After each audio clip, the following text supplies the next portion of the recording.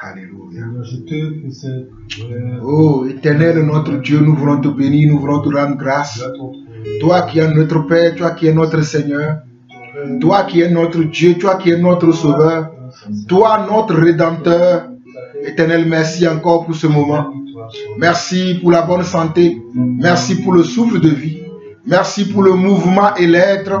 Merci Seigneur pour ta joie et ta paix dans le foyer de chacun d'entre nous, dans la vie de chacun d'entre nous.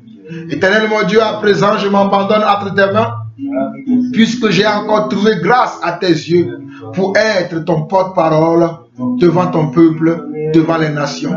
Éternel, que ta vérité soit sur ma langue, que ta vérité soit dans ma bouche, que mes sentiments, mes émotions, mes pensées terrestres puissent se taire devant toi et que toi seul, Seigneur Dieu, tu puisses parler au travers de mes cordes vocales, Papa. Oh, Éternel mon Dieu, que ton peuple soit attentif, que ton peuple puisse avoir un cœur qui veut écouter ta parole, afin que tout ce qui sera enseigné encore aujourd'hui, que ton peuple puisse le recevoir et que cela puisse produire du fruit dans leur vie, Papa. Éternel mon Dieu, béni sois-tu pour ce moment.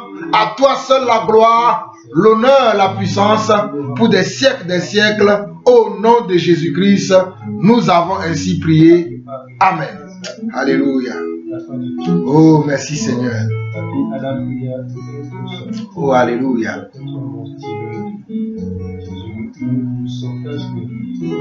La fin de tout, cette prière.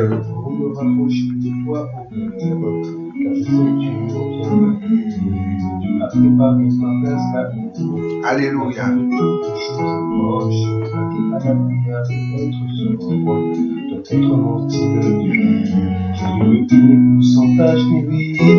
Ma prière, ma prière, ma prière est de te ressembler. Ma prière, ma prière, ma prière, marcher comme tu as marché. Ma prière, ma prière, ma prière est de te ressembler. Ma prière, ma prière, ma prière, comme tu as marché. Oh, alléluia. Car je sais que tu reviens de tout et tu as préparé ma place là. La fin de toutes choses est proche. À la prière, peut-être mon style de vie. Jésus le unique, sans tache ni vie. Ma prière, ma prière, ma prière de te ressembler. Ma prière, ma prière, ma prière, marcher comme tu as marché. Ma prière, ma prière, ma prière est de ressembler. Ma prière, ma prière, ma prière, marcher comme tu as marché. Ma prière, ma prière est de te ressembler. Ma prière, ma prière d'être enlevé. Ma prière, ma prière de te ressembler. Ma prière, ma prière, ma prière, marcher comme tu as marché. Marcher comme tu as marché. Oh, alléluia. Oh, merci Seigneur. Nous voulons marcher comme tu as marché, Seigneur. Nous voulons être aux noces de l'agneau. Nous voulons marcher comme tu as marché. Nous voulons te ressembler, Seigneur. Nous voulons te ressembler, Seigneur. Ma prière est de te ressembler. Ma prière.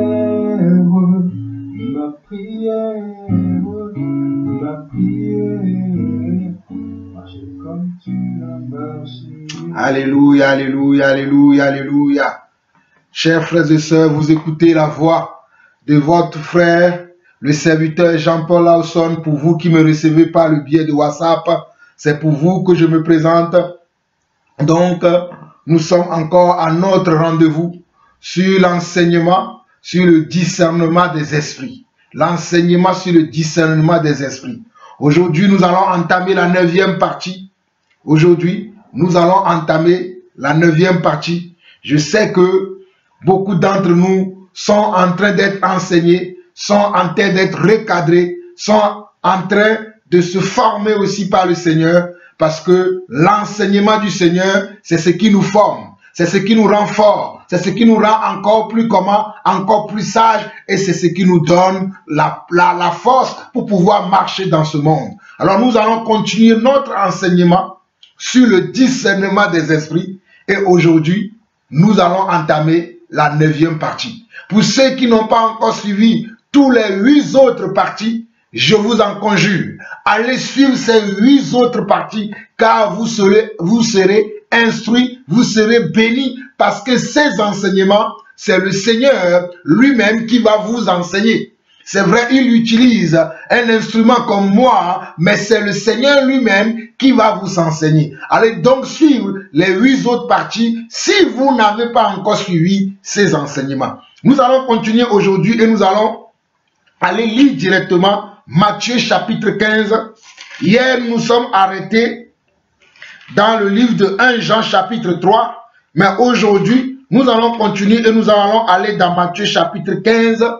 Et nous allons parler de quelque chose qui est important avant de parler à la suite de ce que Jésus lui-même nous a enseigné concernant la fin des temps.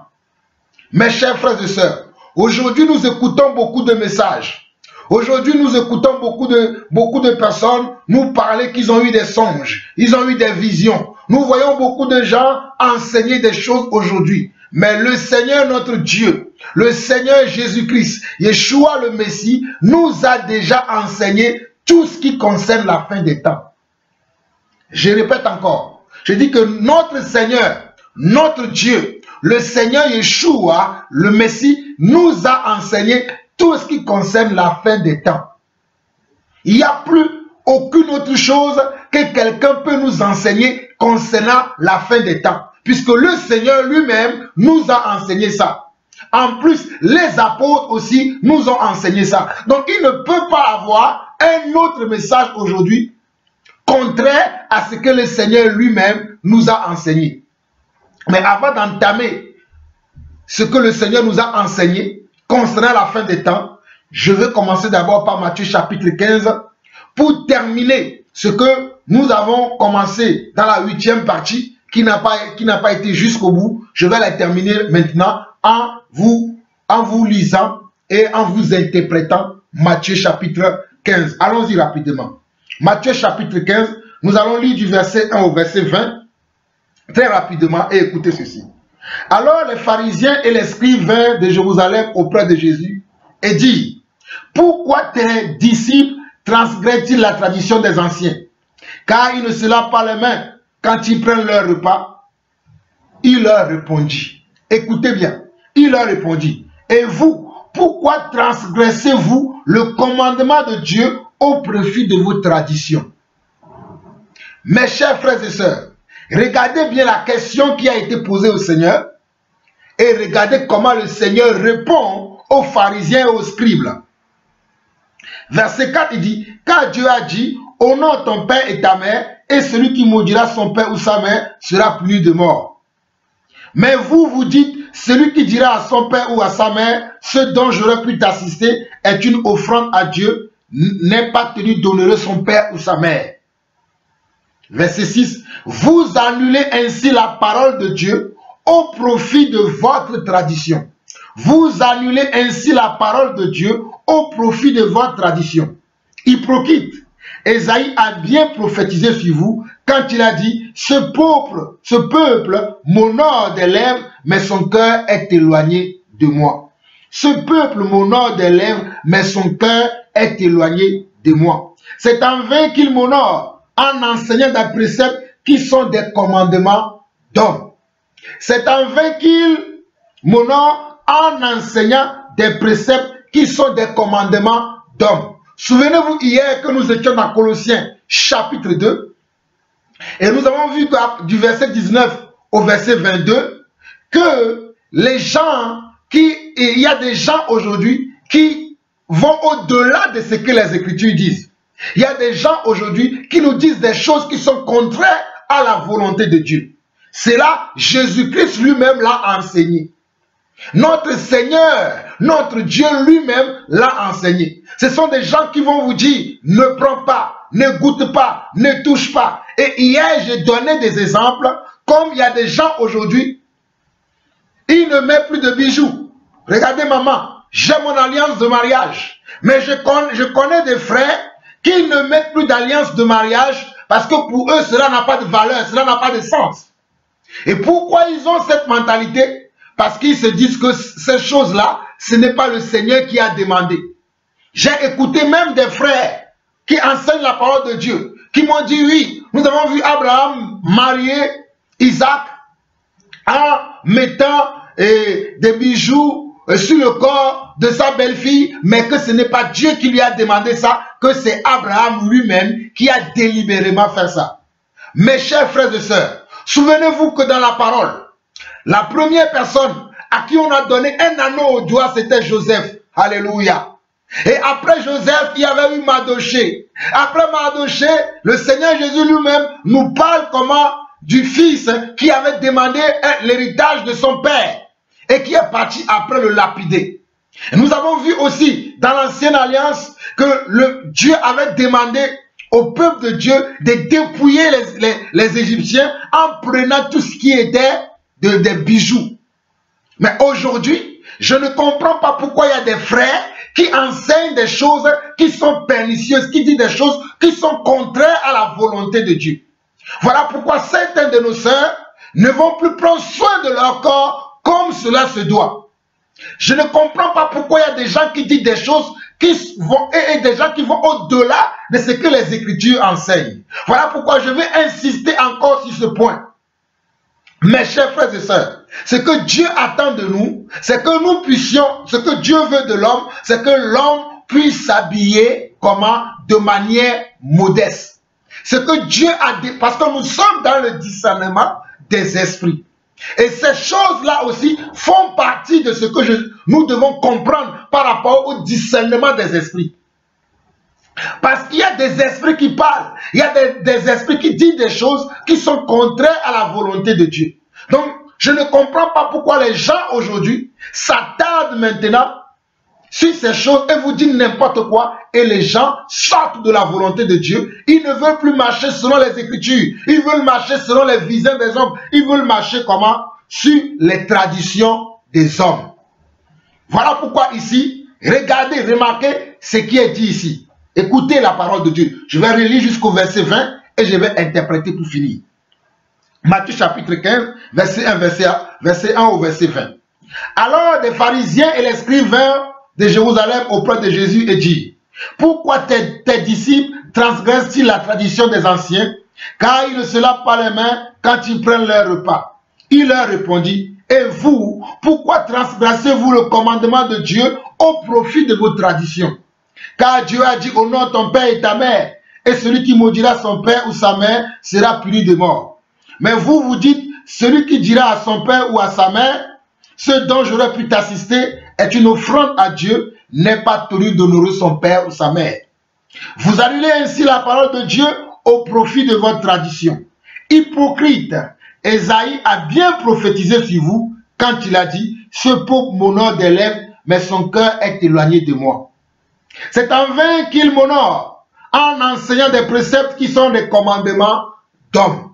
En enseignant des préceptes qui sont des commandements d'hommes. Comme nous voyons aujourd'hui, Des églises qui enseignent aux gens de ne pas mettre des chaussures. Des églises qui enseignent aux gens de ne pas mettre du noir, de ne pas mettre du rouge.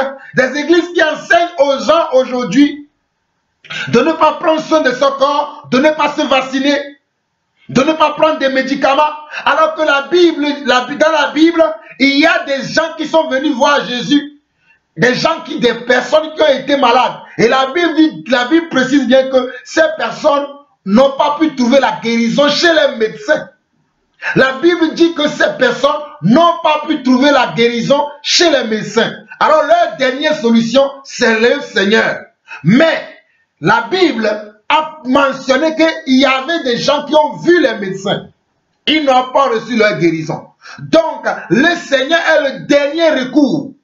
Lorsque la médecine ne peut pas traiter notre maladie. Lorsque ceux qui ont étudié la médecine ne peuvent pas nous guérir, c'est en dernière circonstance que le Seigneur vient. Mais il y a des gens qui enseignent à des gens de ne pas prendre des médicaments.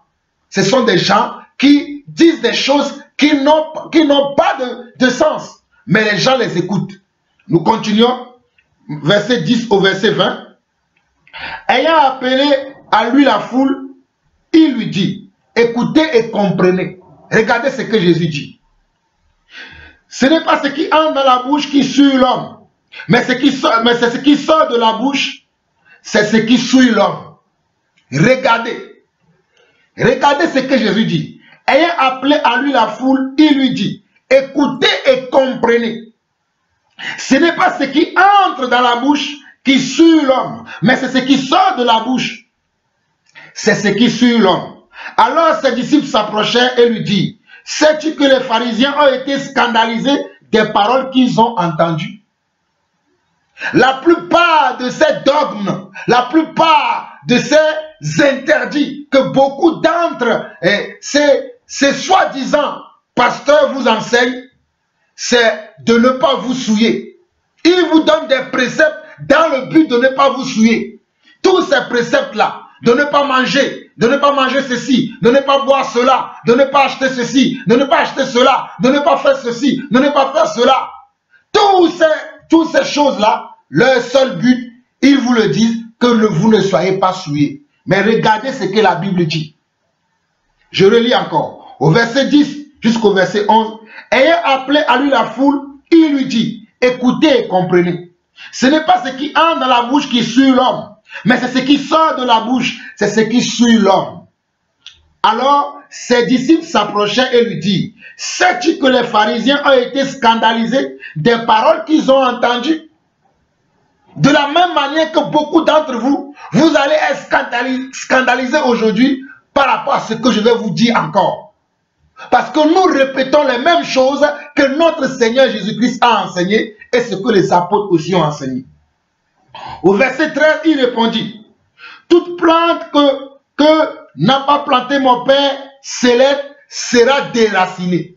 Regardez la réponse. Lorsque les disciples ont dit à Jésus, mais notre Seigneur, la réponse que tu viens de donner aux pharisiens, les pharisiens ont été scandalisés. Par rapport à ce que tu as dit, par rapport à ta réponse, les pharisiens ont été scandalisés. Mais regardez comment Jésus répond encore à ses disciples.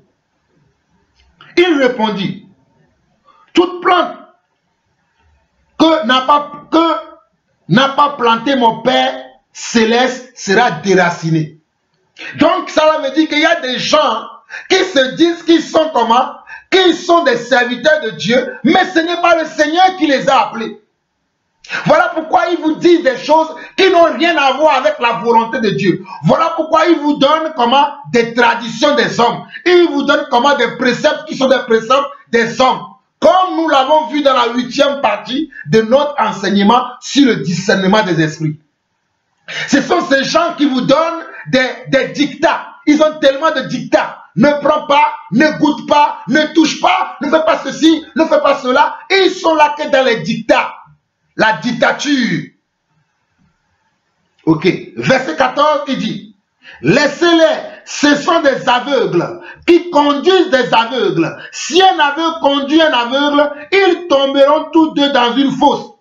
Regardez, le Seigneur disait, parce que ces pharisiens avaient des traditions. Et ils ont vu que les disciples de Jésus, oh alléluia, n'étaient pas dans cette tradition. Donc ils étaient scandalisés. Et ils sont venus demander à Jésus, pourquoi tes disciples ne lavent-ils pas les mains? Oh alléluia, avant de prendre leur repas. Mais Jésus leur a répondu, mais pourquoi vous transgressez comment les commandements de Dieu au profit de vos traditions? Parce qu'il y a bel et bien les commandements de Dieu. Mais vous avez laissé les commandements de Dieu à part et vous avez remplacé cela par vos traditions, par vos pensées. Vous avez mis de côté les commandements de Dieu et vous avez remplacé cela par vos pensées, vos traditions. Voilà pourquoi au verset 9 de Matthieu 15, il va dire, c'est en vain qu'il m'honore en enseignant des préceptes qui sont des commandements d'hommes. Et si nous revenons maintenant au verset 13 jusqu'à la fin, regardez comment Jésus qualifie ces personnes qui avaient des dictats, qui avaient des dogmes, qui avaient des pratiques qui n'ont rien à voir avec la vérité. Je vais bien expliquer pour que vous puissiez comprendre. Les gens qui vous disent ne prends pas, ne goûte pas, alors que la Bible, elle est claire que tout ce que Dieu a créé est bon, pourvu qu'on le prenne avec action de grâce. La Bible, elle est claire. Tout ce que Dieu a créé est bon, pourvu qu'on le prenne avec comment? Action de grâce. Tout ce que Dieu a créé est bon. Rien n'est à rejeter. Mais vous allez voir, les gens, ils vont vous dire, ne prenez pas ceci, ne prenez pas cela, ceci est maudit, ceci est souillé, ceci n'est pas pour vous. Même la nourriture qu'on doit manger, c'est devenu un problème aujourd'hui. Parce qu'il y a des gens qui ont infiltré l'église et qui disent des choses qui n'ont rien à voir avec la parole du Seigneur. Il y a des gens qui enseignent des choses qui n'ont rien à voir avec la vérité. Mais vous écoutez ces gens. Les gens qui sont dans les dictats. Les gens qui vous donnent des dogmes. Si vous voulez encore, je peux vous lire rapidement un passage, très rapidement dans 2 Timothée, chapitre 2, très rapidement. Non, plutôt, on va lire 1 Timothée chapitre 2, je crois. Non, 1 Timothée chapitre 4. 1 Timothée chapitre 4, lisons ça rapidement. 1 Timothée chapitre 4 dit ceci. Mais l'Esprit dit expressément, dans les derniers temps, quelques-uns abandonneront la foi pour s'attacher à des esprits séducteurs et à des doctrines de démons. Dans les derniers temps, regardez, mais l'Esprit dit expressément que dans les derniers temps, puisque nous sommes dans les derniers temps, et je parle du discernement des esprits, on nous dit que, mais l'Esprit dit expressément que dans les derniers temps, quelques-uns abandonneront la foi. Quelques-uns, pas tous, mais certains parmi nous abandonneront la foi pour s'attacher à des doctrines des doctrines de démons par l'hypocrisie de faux docteurs portant la marque de la flétrissure dans leur propre conscience. Ils prescrivent de ne pas se marier. Ils prescrivent, ces genres de personnes prescrivent de ne pas se marier et de s'abstenir d'aliments que Dieu a créés pour qu'ils soient pris avec action de grâce par ceux qui sont fidèles et qui ont connu la vérité. Regardez bien, le verset 3 il dit, ils prescrivent de ne pas se marier et de s'abstenir d'aliments que Dieu a créés pour qu'ils soient pris avec action de grâce par ceux qui sont fidèles et qui ont connu la vérité. Verset 4, regardez. Regardez le verset 4 de 1 Timothée chapitre 4. Car tout ce que Dieu a créé est bon. Et rien ne doit être rejeté, pourvu qu'on le prenne avec action de grâce. Regardez. Pourvu qu'on le prenne avec action de grâce. Et le verset 5 dit, parce que tout est sanctifié par la parole de Dieu et par la prière. Regardez bien le verset 5 de 1 Timothée chapitre 4. Le verset 4 et le verset 5. Car tout ce que Dieu a créé est bon. Et rien ne doit être rejeté, pourvu qu'on le prenne avec action de grâce, parce que tout est sanctifié par la parole de Dieu et par la prière. Vous avez vu? C'est un exemple. Comme pour les gens, quand on vous dit de ne pas se marier, on vous dit de ne pas manger les aliments que Dieu a créés. On vous met des doctrines des hommes. Je reviens dans Matthieu chapitre 15 rapidement. On nous dit au verset 13 jusqu'au verset 20. Il répondit, toute plante que n'a pas planté mon Père céleste sera déracinée. Jésus était en train d'annoncer, oh alléluia, à ses disciples, qui disait au Seigneur, Seigneur, regarde, par rapport à la réponse que tu as donnée aux pharisiens, aux scribes, ils sont scandalisés. Calme-les. Non, voilà, c'est pour cette raison-là que les disciples ont interpellé le Seigneur. Pour dire que non, Seigneur, ta réponse ne leur convient pas. Mais regardez ce que le Seigneur a dit. Regardez comment le Seigneur a insisté encore. Et voilà pourquoi nous aussi, nous insistons afin que vous compreniez la pensée de Dieu, afin que vous compreniez le message de la vérité et non les messages qui ne sont pas les messages de la vérité. Verset 13 jusqu'au verset 20, il répondit, toute plante que n'a pas planté mon Père céleste sera déracinée. Laissez-les, ce sont des aveugles qui conduisent des aveugles. Si un aveugle conduit un aveugle, ils tomberont tous deux dans une fosse. Un aveugle qui conduit un autre aveugle, les deux vont tomber comment dans une fosse.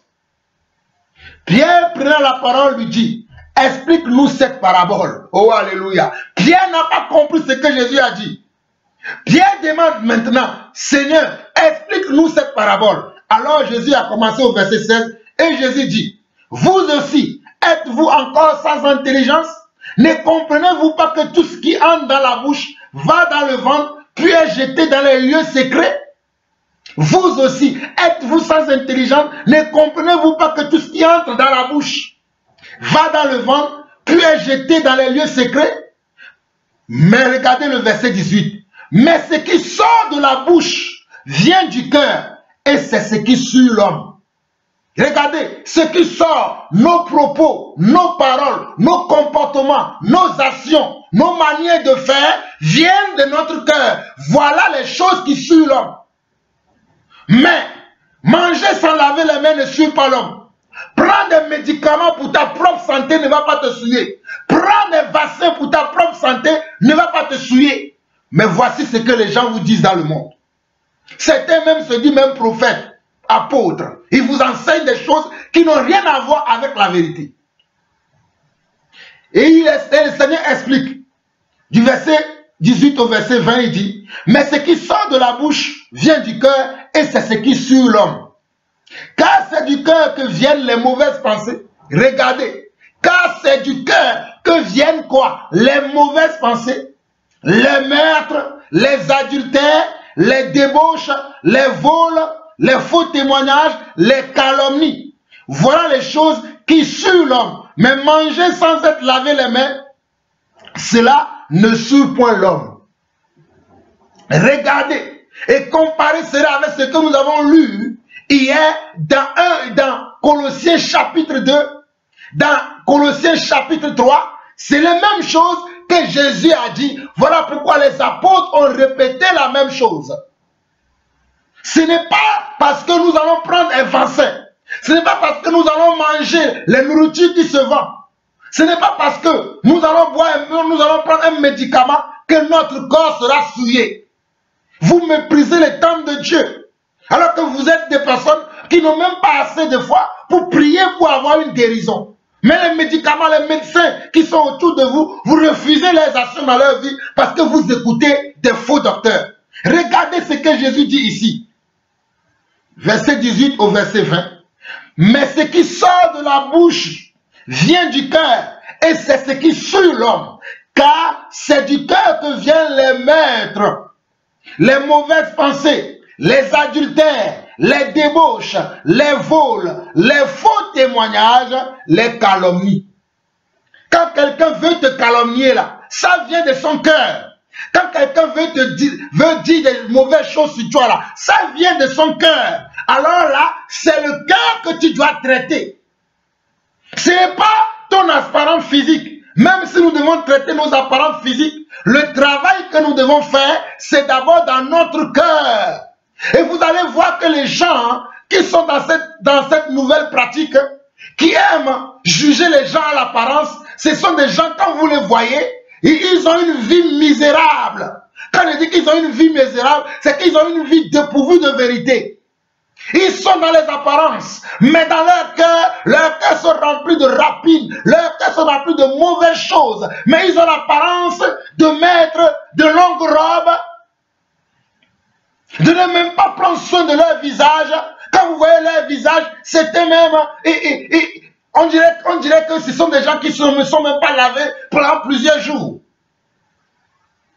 Parce qu'ils ne prennent plus soin de leur corps. Je ne suis pas en train de vous envoyer à aller acheter des maquillages pour vous maquiller. Ce n'est pas ce que je suis en train de dire. Mais nous devons prendre soin de notre corps. Le corps doit être présentable. Mais présentable de quelle manière? D'une manière modérée, d'une manière sobre. Voilà pourquoi dans Tite chapitre 2, le Seigneur va enseigner aux femmes, comment ils doivent s'habiller d'une manière chaste et sobre. Allez lire ces passages. Mais vous allez voir aujourd'hui, les sœurs, et souvent ce sont des sœurs qui sont dans ces genres de pratiques. Les gens qui veulent avoir l'apparence. Oh, je ne mets plus ceci, je ne fais plus cela, je ne fais plus ceci. Mets ton cœur, qu'est-ce qu'il y a dans ton cœur? Qu'est-ce que tu as dans ton cœur, ma soeur? Qu'est-ce que tu as dans ton cœur, mon frère? Il est bien vrai que nous devons soigner notre extérieur, mais d'abord le travail doit se faire comment? À l'intérieur. Si l'intérieur est propre, l'extérieur aussi sera propre. Évidemment. Mais il y a des gens, vous les voyez, vous allez voir la personne, une apparence pieuse, une apparence religieuse, comme une marque religieuse. Mais allez regarder comment cette dernière parle. Allez regarder comment cette dernière agit. Allez regarder le caractère de cette personne. Vous allez le retrouver dans toutes ces choses qui sont citées ici, du verset 19 au verset 20. Regardez, vous allez trouver ces personnes-là dans les mauvaises pensées, dans les meurtres, dans les adultères, dans les débauches, dans les vols, dans les faux témoignages, dans les calomnies. Voilà pourquoi Jésus a dit, voilà les choses qui souillent l'homme, mais manger sans être lavé les mains, cela ne souille point l'homme. Je ne comprends pas quelqu'un qui ne veut pas mettre une alliance. Quand tu mets une alliance, en quoi ça, cela te souille? Tu mets une alliance à tes doigts. Cette alliance-là te prouve que voilà, tu es marié à quelqu'un. Et les gens qui sont autour de toi, quand ils vont voir aussi ça, ils vont dire, ah, ça c'est un homme marié. Parce qu'on voit sur tes doigts. Mais je vois des gens, j'ai connu même des frères qui sont des prédicateurs, qui aujourd'hui ont enlevé leur alliance. Ils ont dit que cela n'a pas de sens, que cela ne vient pas de Dieu. En bon, continuez à prendre vos rêveries et à faire de vos rêveries comme maintenant une doctrine. Continuez à prendre vos rêveries et à faire de vos rêveries une doctrine et pour dire aux gens, ne mettez pas d'alliance. L'alliance ne sert à rien. Je vous ai dit tout à l'heure que dans la parole de Dieu, la première personne à qui on a mis une alliance à ses doigts, c'était qui? C'était Joseph. Joseph n'a pas dit au roi Pharaon à l'époque, oh non, ce n'est pas nécessaire. Laisse-moi comme ça, les gens sauront que je suis roi. Mardoché avait aussi une alliance. L'alliance signifiait quoi? Signifiait la mission que Mardoché avait dans le royaume de Perse à l'époque. Est-ce que Mardoché a dit non, ne me donnez pas une alliance? Dieu n'a pas parlé d'alliance. Dieu n'a pas parlé d'alliance dans la parole. L'alliance ne nous concerne pas. Mardoché n'a pas dit ça. Et d'ailleurs, le Seigneur notre Dieu nous-mêmes nous a parlé comment? Du fils prodigue. Le fils prodigue qui a quitté la maison de son père, qui est parti se balbutiner dans le monde. Mais quand il est revenu à la maison, son père a dit, ôtez-lui comment? Les mauvais habits qu'il a sur lui. Ôtez-lui toutes ces choses-là. Parce que c'est un prince. Et mettez un anneau à son doigt. Oh, alléluia. Mettez un anneau à son doigt. Mais aujourd'hui, on vous dit de ne plus mettre des anneaux. Les gens sortent des choses, je ne sais même pas. Pourquoi vous écoutez ces gens-là? Les gens se lèvent, ils disent des choses et vous les suivez. Je ne suis pas en train ici de vous prêcher, d'avoir que vous soyez extravagant. Ce n'est pas, je ne suis pas en train de vous prêcher l'extravagance. Je suis en train de dénoncer les gens qui prennent leurs pensées pour parole de Dieu. Les gens qui prennent comment leurs pensées. Ça, c'est ta pensée. Ta pensée, c'est que tu ne veux pas mettre une alliance Ok, c'est ta pensée. Mais pourquoi tu veux maintenant imposer cela aux autres comme si cela était une doctrine? Nous voulons pratiquer ce qui est dans la Bible. Moi, j'ai une alliance à mes doigts parce que j'ai vu cela dans les Écritures. Et j'ai une signification par rapport à ça. Mais toi qui ne veux plus mettre d'alliance, tu veux obliger aussi tes frères à faire la même chose. Et tu dis non, c'est Abraham qui a fait ça quand il a marié son fils. Dieu ne lui a pas dit. Est-ce que tu étais là quand Dieu parlait avec Abraham, toi? Tu étais là? Tu sais quelle relation il avait, la relation qu'Abraham avait avec Dieu, toi tu le savais? Des gens qui veulent parler mais ils ne comprennent pas les Écritures. C'est ces gens-là que vous voulez suivre. Mon frère, tu ne veux pas mettre une alliance, c'est ton choix. Ma soeur, tu ne veux pas mettre une alliance, c'est ton choix. Mais ne fais pas de cela une doctrine. Ne fais pas de cela une doctrine en disant aux gens, ne mettez pas ceci, ne mettez pas cela, ne faites pas ceci, ne faites pas cela. Vous allez au-delà des Écritures. Vous allez au-delà des Écritures. Et vos principes sont comment? Des traditions des hommes. Ce sont les traditions des hommes. Nous ne prêchons pas les traditions des hommes. Nous prêchons la sainte vérité. La parole de Dieu. C'est ce que nous prêchons. Que celui qui a des oreilles pour entendre, entend ce que l'Esprit dit à l'Église. Nous allons continuer. Nous allons aller maintenant dans Matthieu chapitre 24. Oh, alléluia. C'est là où nous allons voir comment Jésus lui-même a parlé de la fin des temps. Oh, nous allons passer entre Matthieu chapitre 24 et 2 Timothée chapitre 3. C'est les deux passages dans lesquels nous allons beaucoup naviguer pour comprendre le message de la fin des temps. Alléluia. Sans plus tarder, allons directement dans Matthieu chapitre 24. Dans Matthieu chapitre 24, regardez ce que Dieu dit. Matthieu chapitre 24. Le Seigneur dit ceci. Écoutez bien. Quand Jésus s'en allait au sortir du temple, ses disciples s'approchèrent pour lui en faire remarquer les constructions. Mais il leur dit, voyez-vous, tout cela, je vous le dis en vérité, il ne restera pas ici pierre sur pierre qui ne soit renversé. Regardez, vous qui êtes épatés par les grandes églises que vous voyez aujourd'hui. Oh, regardez quelle beau église. Regardez les sièges. On dirait un cinéma. Oh, ils ont de beaux... Jésus, les disciples ont fait remarquer à Jésus le temple de Salomon. Oh, alléluia. Je ne sais pas si le temple que nous avons aujourd'hui là, ont la beauté du temple du Salomon, du temple de Salomon. Souvenez-vous de comment David avait demandé au peuple, le peuple avait à ramener de l'or, de l'argent, les choses, comment ce temple était beau. Le temple de Salomon, pas vos temples là. Le temple là était comment? Était tellement magnifique. Mais regardez ce que Jésus dit à propos de ce temple. Au verset 2 de Matthieu chapitre 24. Mais il leur dit, voyez-vous tout cela, je vous le dis en vérité, il ne restera pas ici pierre sur pierre qui ne soit renversé. Ce qui était une préfiguration de comment? De sa mort et de sa résurrection. Parce que le vrai temple pour lequel Dieu se soucie, c'est nous. C'est nous qui sommes créés à son image et à sa ressemblance. C'est ça le vrai temple de Dieu. Le temple de Dieu, ce n'est plus les endroits où nous avons nos moments de communion fraternelle. Mais le temple de Dieu, c'est toi, c'est moi. Voilà pourquoi la parole va dire dans Matthieu chapitre 18 que là où 2 ou 3 sont assemblés à mon nom, je suis au milieu d'eux. Ce n'est pas d'ailleurs, quand vous quittez l'endroit, Dieu ne sera plus là avec vous. Mais quand vous vous assemblez 2 ou 3, dans la vérité, Dieu sera avec vous.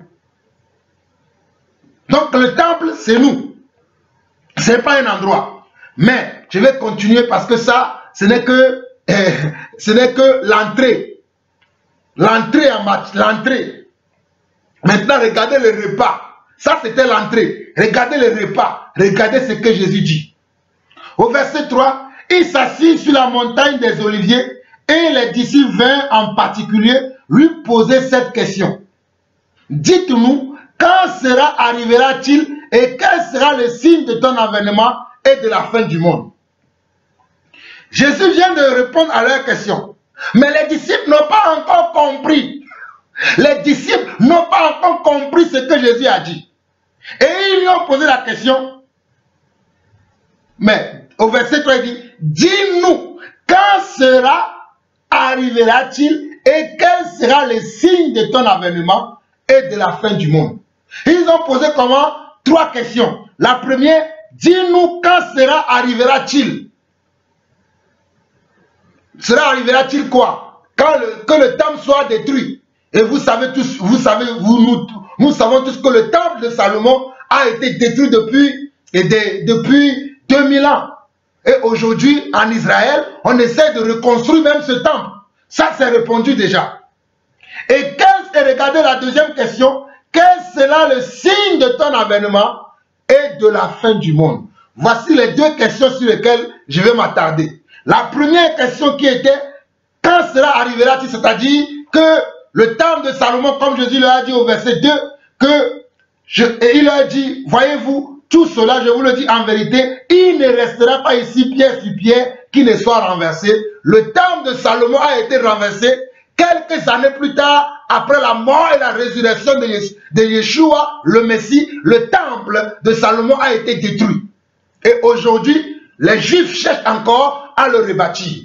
Mais la question sur laquelle je vais m'attarder, c'est les 2 dernières questions qui sont ceci. Quel sera le signe de ton avènement et la fin du monde? Quel sera le signe de ton avènement et la fin du monde? Oh, alléluia! Quel sera le signe de ton avènement et la fin du monde? Regardez ce que Jésus répond à ses disciples. Nous sommes dans le discernement des esprits. Regardez ce que Jésus répond. Jésus leur répondit, prenez garde que personne ne vous séduise. Prenez garde que personne ne vous séduise.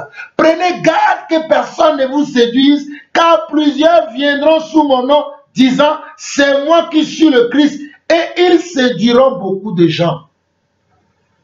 Jésus dit, voici les signes de mon retour, et voici les signes de la fin du monde. Les 2 dernières questions, voici la réponse que Jésus donne à ses disciples. Voici la vérité.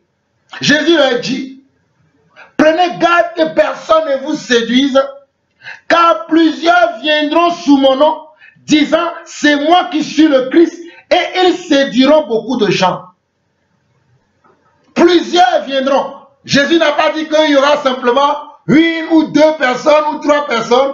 Il a dit plusieurs. Oh, alléluia. Dans le mot plusieurs, il y a nombreux. Il a dit plusieurs viendront sous mon nom. Et ils vont dire quoi? Que c'est moi qui suis le Christ. Comme nous voyons aujourd'hui une femme au royaume de Dahomey qui est actuellement Cotonou, qui se dit qu'elle est le Christ. Comme nous avons vu ici en Europe, dans certains pays de l'Europe, un certain monsieur qui se prenait pour le Christ. Je crois que dernièrement, il a été arrêté ou je n'en sais rien. On a vu beaucoup de ces signes qui sont en train de s'accomplir sous nos yeux. Et les gens suivent ces personnes-là. Les gens les suivent. Les gens voyagent de pays en pays pour aller voir cette dame qui est à Cotonou, qui se prend pour Dieu. Les gens quittent des pays pour aller vous la voir. Comme le monsieur là aussi, qui avait été arrêté dernièrement. Verset 6. Vous entendrez parler de guerre et des bruits de guerre. Gardez-vous d'être troublés, car il faut que ces choses arrivent, mais ce ne sera pas encore la fin. Regardez ce que le Seigneur dit. Vous entendrez parler de guerre et de bruits de guerre. Gardez-vous d'être troublés, car il faut que ces choses arrivent. Mes chers frères et sœurs, même aujourd'hui même, en suivant le journal à la télévision, j'ai vu qu'actuellement, dans le monde, il y a un problème entre la Russie et l'Ukraine. Il y a un problème entre la Russie et l'Ukraine. Et cela peut déclencher une guerre. Ces choses sont normales. Ces choses doivent arriver. Nous avons vu déjà les États-Unis qui ont frappé beaucoup d'autres pays dans le passé. Nous avons vu la France qui ont frappé des pays dans le passé. Nous avons vu toutes ces choses. Voilà pourquoi la Bible dit ici, vous entendez parler de guerre et de bruit de guerre. Gardez-vous d'être troublés, car il faut que ces choses arrivent. Mais ce ne sera pas encore la fin. Ces choses doivent arriver. Donc, quand vous attendez les pays, dernièrement j'ai vu la France, dont je suis fier, la France qui est mon pays, a vendu dernièrement je crois, à l'Arabie Saoudite, près de, je crois, 12 milliards, si je ne me trompe pas, d'armes. Les armes de guerre. La France en a vendu, si mes souvenirs sont bons, parce que j'ai vu ça aux infos, ils ont vendu près de 12 milliards d'euros d'armes à l'Arabie Saoudite. Vous pensez que l'Arabie Saoudite a acheté ça pour prendre son petit déjeuner? Est-ce que c'est avec les armes qu'on prend le petit déjeuner? Non, c'est pour faire de la guerre. Et beaucoup de ces pays-là, beaucoup de ces pays, ou bien de ces pays occidentaux qui fabriquent des armements, ils savent bien pourquoi ils le fabriquent. Parce que la parole de Dieu doit s'accomplir. Les gens doivent acheter ces armes-là pour s'entretuer entre eux, afin que la parole de Dieu s'accomplisse, pour que cela soit un signe pour toi et pour moi, pour que nous puissions savoir que la parole de Dieu ne ment pas.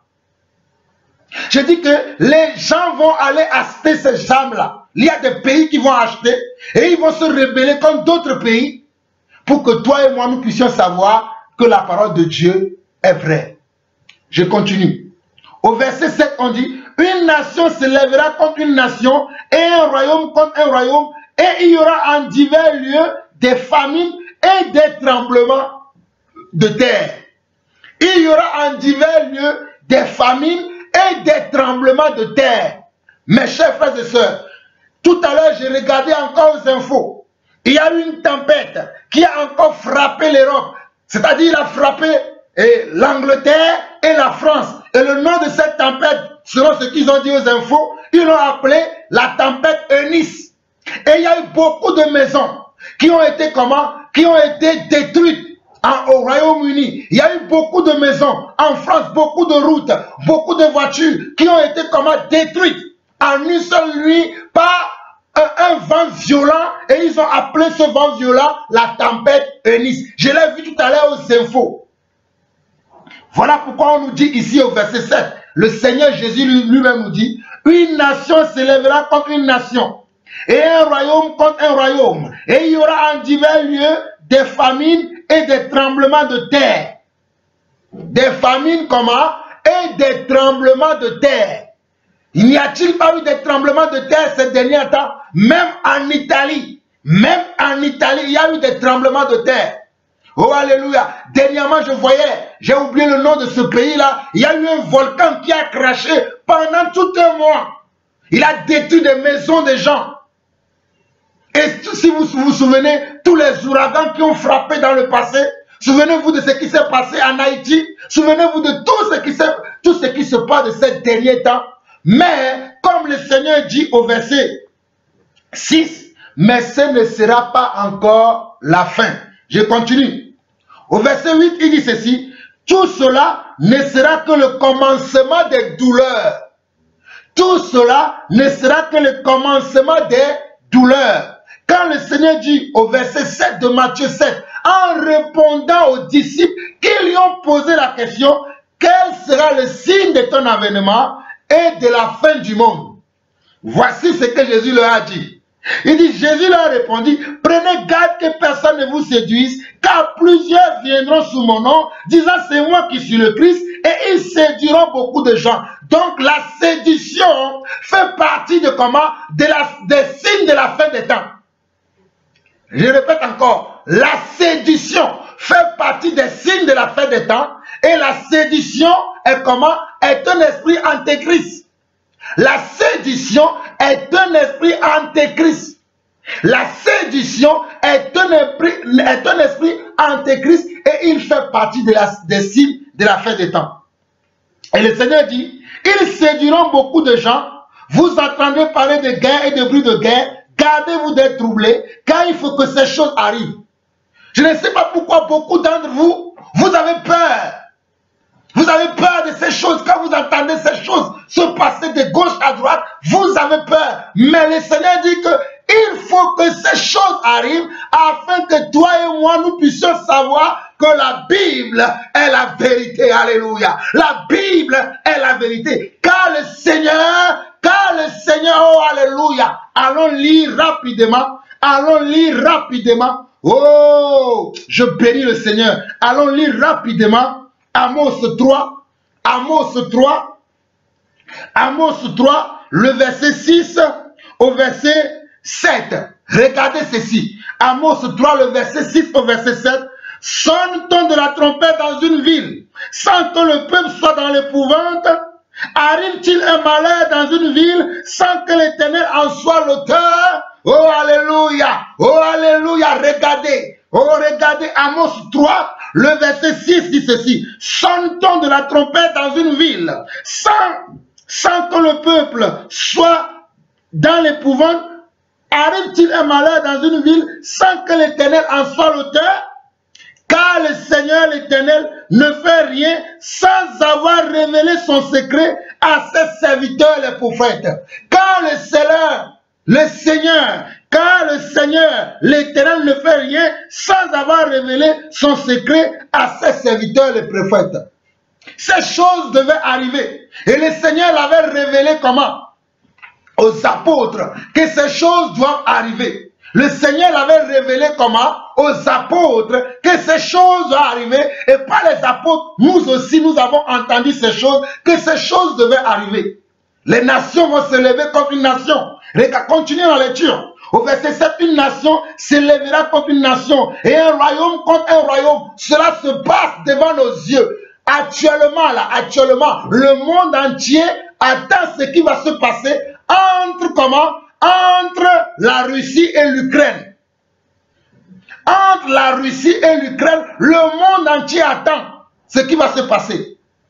Voici ce que la Bible dit. Et nous sommes là, et il dit encore, il y aura en divers lieux des famines et des tremblements de terre.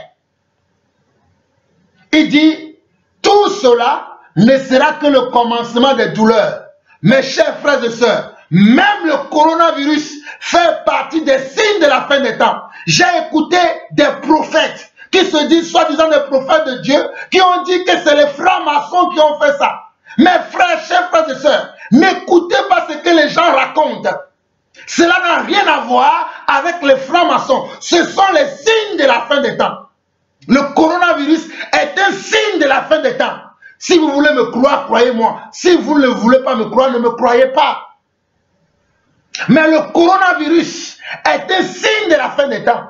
Puisque la Bible, comme je vous ai lu tout à l'heure, dans Amos 3, le verset 6, que y a-t-il quelque chose qui peut passer sur la terre sans que Dieu n'en soit l'auteur?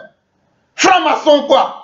Arrêtez tous les prophètes là qui disent ça là. Franc-maçon, les francs-maçons. Arrêtez de mettre toujours les choses sur les dos des autres. Quand le Seigneur est en train d'exécuter sa parole devant nous, nous ne le voyons pas. C'est le Seigneur qui a mis ça en route pour nous montrer les signes de la fin des temps.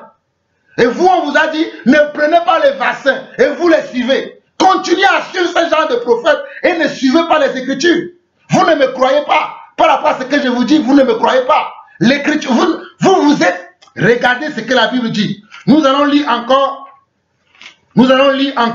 très rapidement Deutéronome 32, Deutéronome 32, le verset 39. Deutéronome 32, le verset 39 dit ceci. Sachez donc que c'est moi qui suis Dieu, et il n'y a pas de Dieu près de moi. Je fais vivre et je fais mourir. Je blesse et je guéris, et personne ne délivre de ma main. Regardez ce que Dieu dit. Dieu dit, sachez donc que c'est moi qui suis Dieu, et qu'il n'y a point de Dieu près de moi. Il n'y a pas une autre puissance devant Dieu. C'est Dieu la seule puissance qui gouverne le monde, qui gère le monde comme il veut. Il est souverain. Il gère le monde comme il veut. Il dit, je fais vivre et je fais mourir. Je blesse et je guéris et personne ne délivre de ma main. Personne ne peut délivrer de la main de Dieu. C'est Dieu qui blesse, c'est Dieu qui guérit. Il dit, c'est moi qui fais mourir. Tous ces gens qui sont tombés par le coronavirus là, c'est la volonté de Dieu. Même si vous ne voulez pas me croire, je vous le dis encore. Tous ces gens qui sont morts par le coronavirus, c'est la volonté de Dieu. Parce que ces signes doivent s'accomplir. Si vous ne me croyez pas, allons encore dans Lamentation. Dans Lamentation de Jérémie. Alléluia. Lamentation de Jérémie. Lamentation chapitre 3. Lisons Lamentation chapitre 3. Lisons à partir du verset 35 jusqu'au verset 39 qui dit ceci. Quand on viole la justice humaine à la face du Très-Haut, quand on fait tort à autrui dans sa cause, le Seigneur ne le voit-il pas? Mes chers frères et sœurs, écoutez la parole de vérité. Quand on fait tort à autrui dans sa cause, le Seigneur ne le voit-il pas? Qui dira qu'une chose arrive sans que le Seigneur l'ait ordonné? Regardez, qui dira qu'une chose arrive sans que le Seigneur l'ait ordonné? N'est-ce pas de la volonté du Très-Haut que viennent les maux et les biens? N'est-ce pas de la volonté du Très-Haut que viennent comment? Les maux et les biens?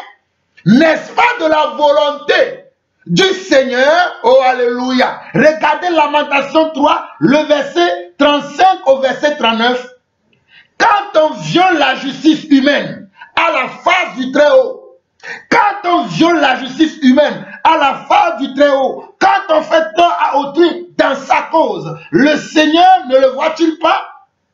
Qui dira qu'une chose arrive sans que le Seigneur l'ait ordonné? N'est-ce pas de la volonté du Très-Haut que viennent les maux et les biens? Pourquoi l'homme vivant se plaindrait-il? Regardez. Pourquoi l'homme vivant se plaindrait-il?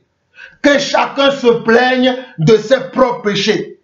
Nous devons nous plaindre de nos propres péchés. Mais quant aux événements, quant aux faits qui se passent dans le monde, ce sont des signes, oh alléluia, ce sont des signes que le Seigneur a annoncé d'avant, que ces signes seront comment?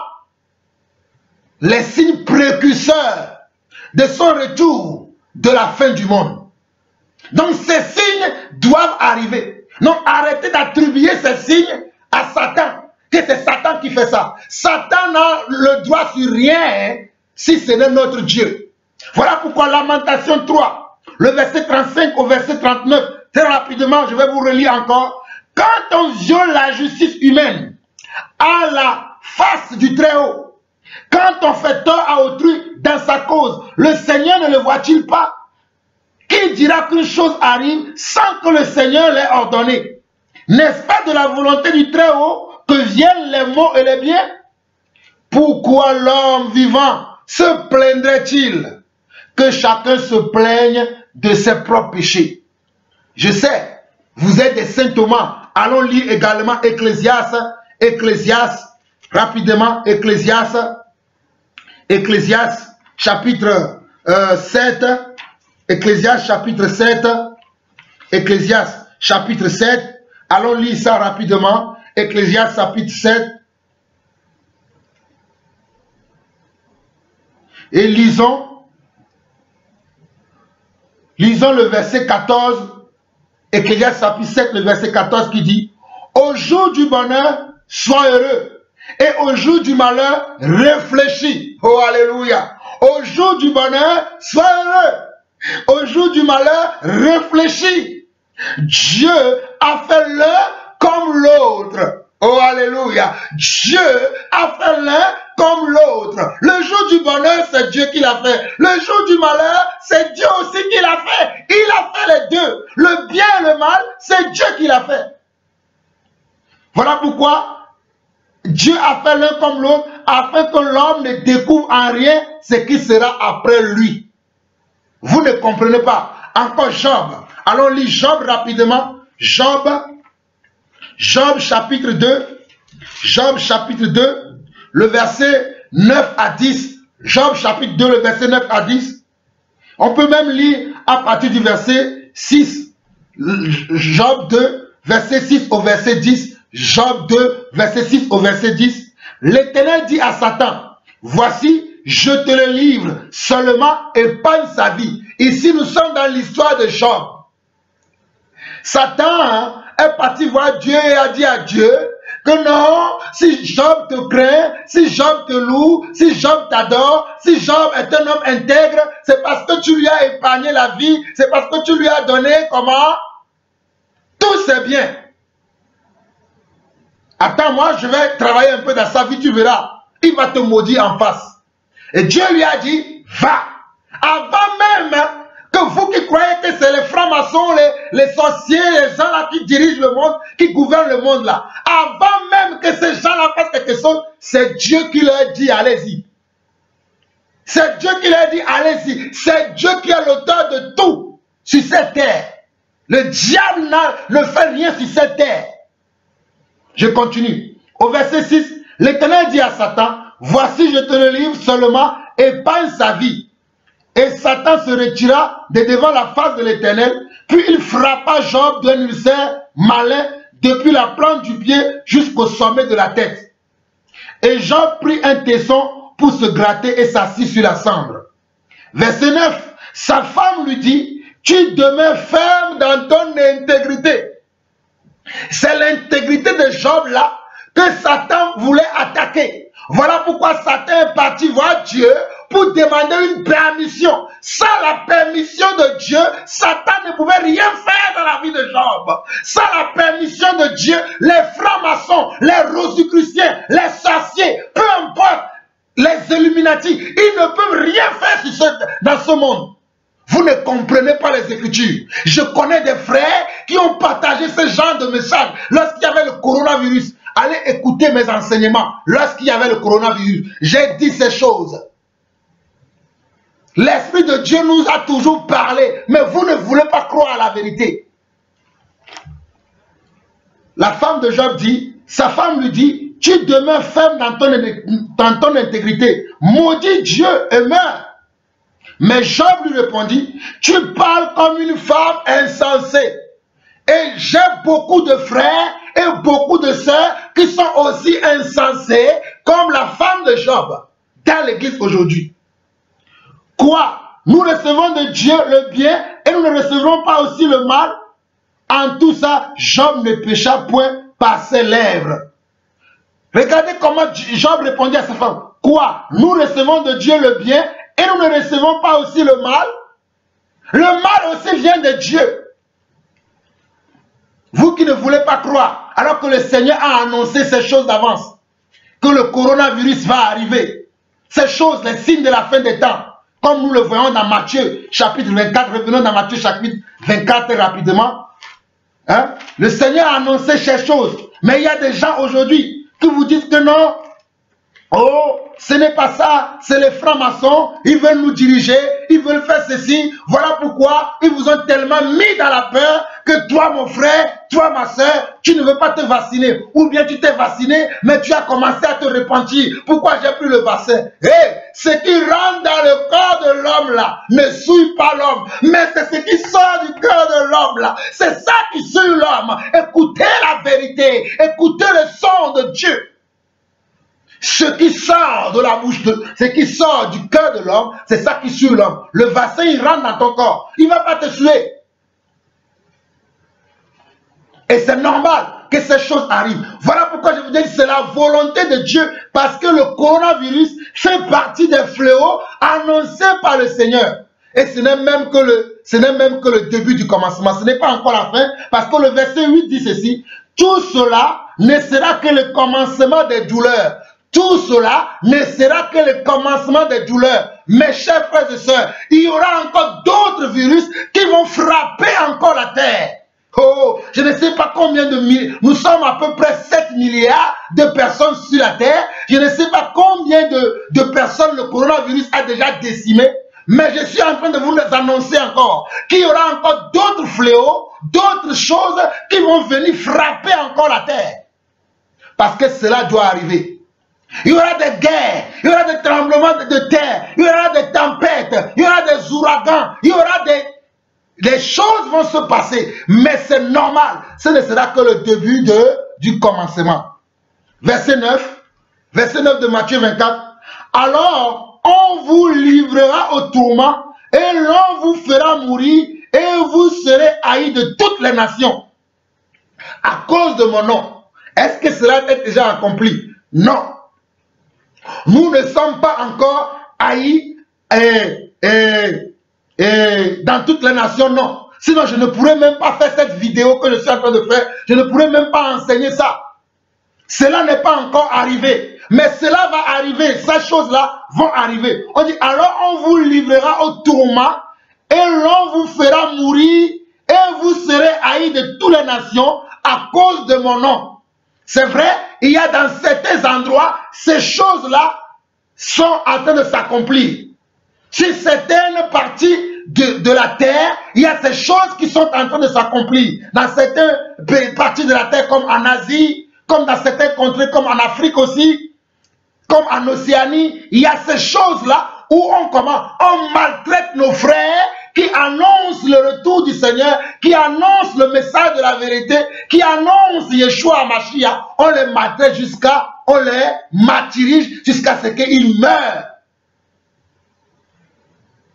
Verset 10.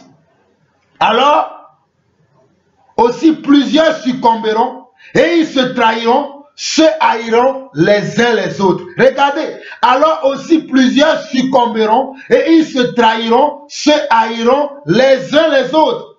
Plusieurs faux prophètes s'élèveront et ils séduiront beaucoup de gens. Regardez, verset 9 jusqu'au verset 11 dit ceci. Alors on vous livrera. On vous livrera qui? Vous, mes enfants, vous, mes serviteurs et mes servantes, on vous livrera au tourment et l'on vous fera mourir et vous serez haïs de toutes les nations à cause de mon nom.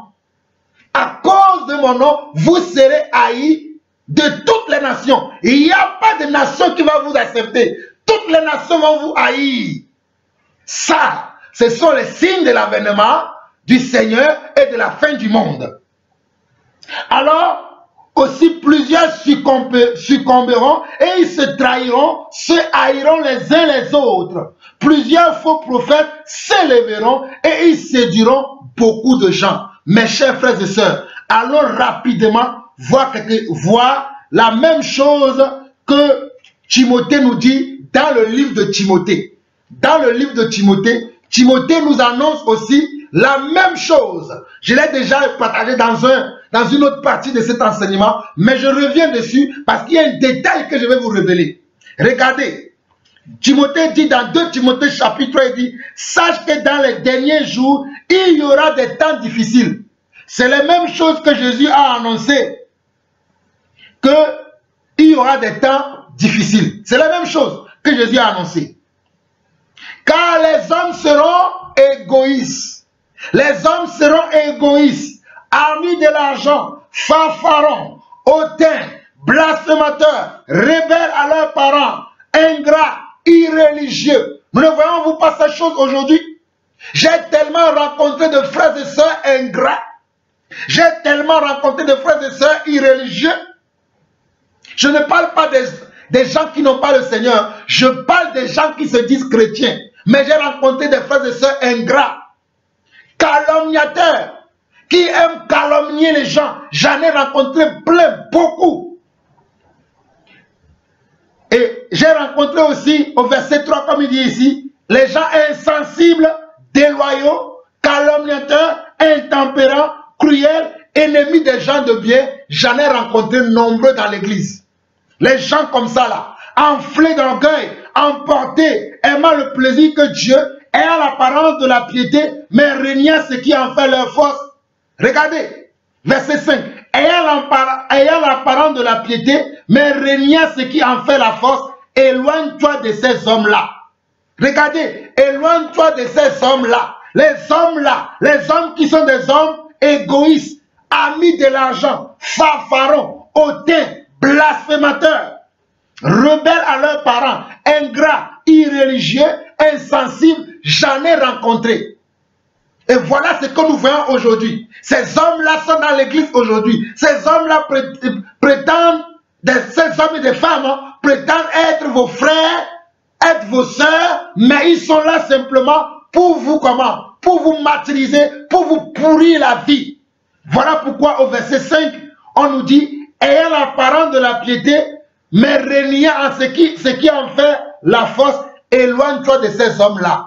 Et si vous voyez dans Matthieu chapitre 24, le verset 9 et le verset 10, alors plusieurs succomberont et ils se trahiront, se haïront les uns les autres.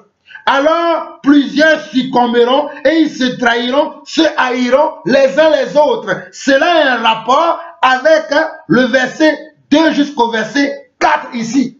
C'est ça, ce que Jésus annonce ici. C'est la même chose que l'apôtre Paul annonce à Timothée ici, car il dit que les hommes seront égoïstes. Quelqu'un qui est égoïste, il va te trahir parce qu'il ne pense qu'à sa propre vie. Alors que Jésus dit que celui qui perdra sa vie pour moi, là comment? Là retrouvera. Mais parce que les gens seront égoïstes, ils ne vont penser qu'à eux-mêmes. Ils ne vont penser qu'à leur propre intérêt. Ils ne vont pas penser aux intérêts de la multitude. Ils ne vont pas penser aux intérêts du royaume. Ils vont penser qu'à eux. Ils seront comme des fanfarons, des hautains, des blasphémateurs. Ils vont être comme des blasphémateurs, des rebelles. Les gens qui seront insensibles aux problèmes des frères, aux problèmes des sœurs, tout ce qui les intéresse, c'est la cupidité, c'est le gain facile. On va leur proposer, tu connais le frère Jean-Paul, non? Tu sais là où il travaille, non? Bon, tiens 5 000 €, dis-nous là où il passe. Et c'est comme ça qu'ils vont m'achever sur le chemin. Mais si ce n'est pas la fin, vous allez même m'achever. Mais je vais me relever encore pour prêcher la parole de Yeshua. Oh, comme mon prédécesseur Paul, il a été lapidé, mais il s'est relevé. Il a continué la marche. Je continue. Verset 4 de 2 Timothée chapitre 3. Traite, emporté, enflé d'orgueil, aimant le plaisir plus que Dieu. Regardez, les gens vont devenir comment? Des traîtres. Ils vont devenir des traîtres. À l'exemple de qui? À l'exemple de Judas qui a trahi le Seigneur.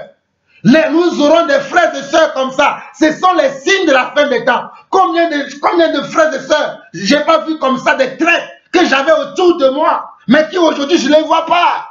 Elles sont parties. Ce sont des traîtres. Ce ne sont pas des enfants de Dieu. Comme le verset 5 dit, ayant l'apparence de la piété, ils avaient l'apparence de la piété. Voilà pourquoi je vous ai dit tout à l'heure que ce n'est pas ce que nous avons, notre habillement, notre accoutrement qui est important, mais c'est ce que nous avons dans le cœur.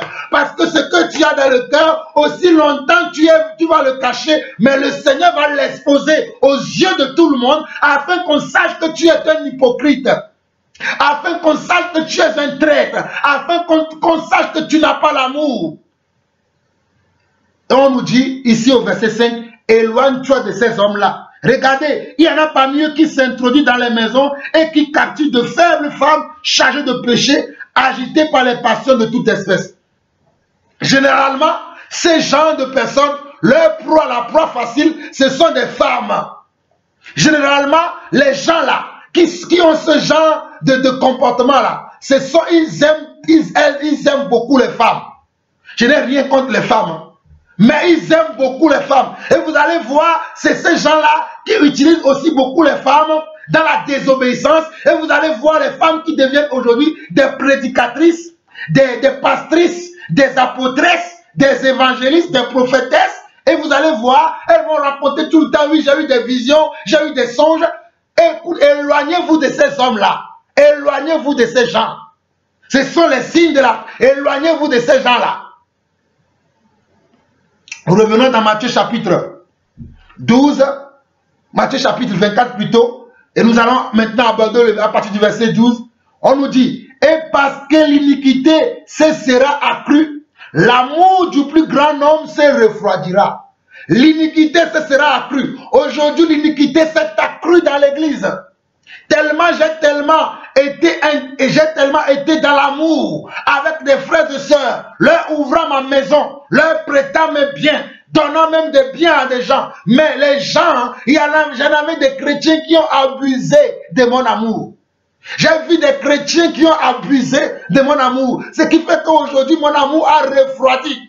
Par rapport à ouvrir ma porte à n'importe qui va me dire aujourd'hui je suis un frère, j'ai réfléchi avant de le faire. Parce que je l'ai tellement fait dans le passé et cela m'a beaucoup déplu. Parce que le comportement des gens, les gens viennent chez toi, ils cassent les choses dans ta maison. Ils utilisent les choses n'importe comment chez toi. Ils se disent des frères. Ils ne prennent pas soin de tes affaires. Il y en a même des gens qui vont dire, mon frère, passe-moi 200 €, je vais te rembourser le mois prochain. La personne disparaît. J'étais en train de vendre une voiture. Il y a une soeur qui m'a demandé, vends-moi la voiture. À la fin du mois, je vais te payer. La fin du mois arrive, je demande à la soeur, non, je n'ai pas de sous. Je te donnerai le mois prochain. Mois prochain, je n'ai pas eu de sous. Mais le mois d'après, la soeur s'est mariée. Regardez, c'est ça comment le comportement des gens qui se disent chrétiens, qui se disent enfants de Dieu. Voilà pourquoi la Bible dit ici au verset 12, voilà pourquoi le Seigneur, notre Dieu nous prévient, il dit, et parce que l'iniquité se sera accrue, l'amour du plus grand homme se refroidira. Mes chers frères et sœurs, regardez même aujourd'hui dans le monde. Quand vous voyez si quelqu'un est dans le besoin aujourd'hui, la première des choses que les gens vont faire, ils vont prendre leur téléphone, ils vont photographier la personne et mettre sur leur page Facebook ou WhatsApp ou tout ça là. Quelqu'un a besoin d'assistance. Il y a quelqu'un qui peut-être a fait un accident. Il y a quelqu'un qui peut-être a une maladie. Il y a quelqu'un. La première des choses que les gens vont faire, ils vont d'abord prendre une photo pour mettre sur les réseaux sociaux.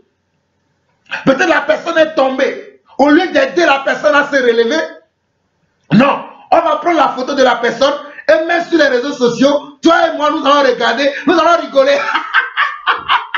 Regarde comment il est tombé. Regardez, ces choses-là ne se passaient pas avant. Mais on est devenu tellement insensible aujourd'hui. On est devenu tellement insensible aujourd'hui qu'on ne voit pas ce qui se passe. L'iniquité s'est accrue. Et l'amour, Dieu n'a pas dit que l'amour a disparu.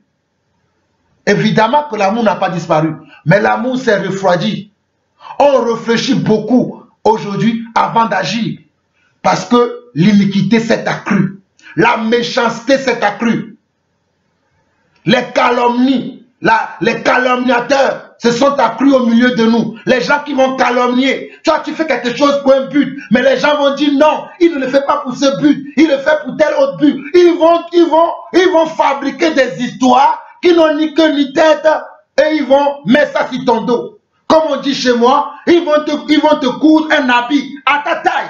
Et ils vont te mettre ça sans que tu ne sois au courant. C'est comme ça que les gens font aujourd'hui. J'ai vu des frères et sœurs faire des choses comme ça.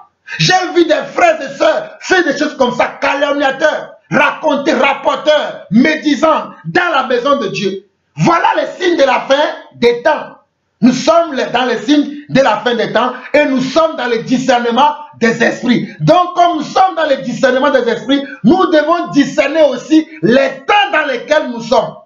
Et ces signes-là doivent nous montrer que nous sommes dans les signes de la fin des temps. Vous allez entendre même dans les couples. Les couples, le mari va dire à la femme, je ne l'aime plus. Pourtant, ils sont mariés depuis 20 ans. Qu'est-ce qui est arrivé en tant que la femme avec qui tu étais depuis 20 ans? Un jour, tu te lèves, tu dis, je ne t'aime plus. Qu'est-ce qui est arrivé? Qu'est-ce qui est arrivé?